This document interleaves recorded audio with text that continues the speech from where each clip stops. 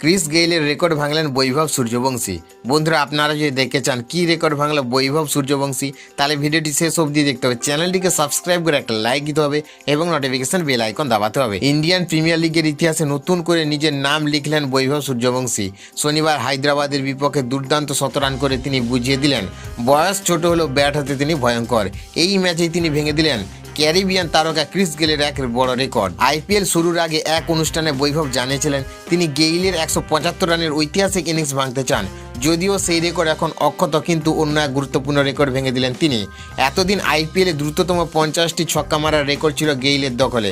Gayle এই milestone পৌঁছেছিলেন 21 ইনিংসে, কিন্তু বৈভব মাত্র 15 ইনিংসে 50 ছক্কা পূরণ করে নতুন ইতিহাস গড়লেন। এই ম্যাচে বৈভব মাত্র 36 বলে সেঞ্চুরি করেন, যা তার অসাধারণ ফর্মের প্রমাণ। শুধু তাই নয়, আইপিএলের ইতিহাসে সবচেয়ে কম অভিজ্ঞতা নিয়ে একাধিক 100 রান করা প্রথম খেলোয়াড় হয়ে উঠেছেন তিনি। মজার বিষয়, ম্যাচের আগে বৈভব আত্মবিশ্বাস দেখিয়েছিলেন।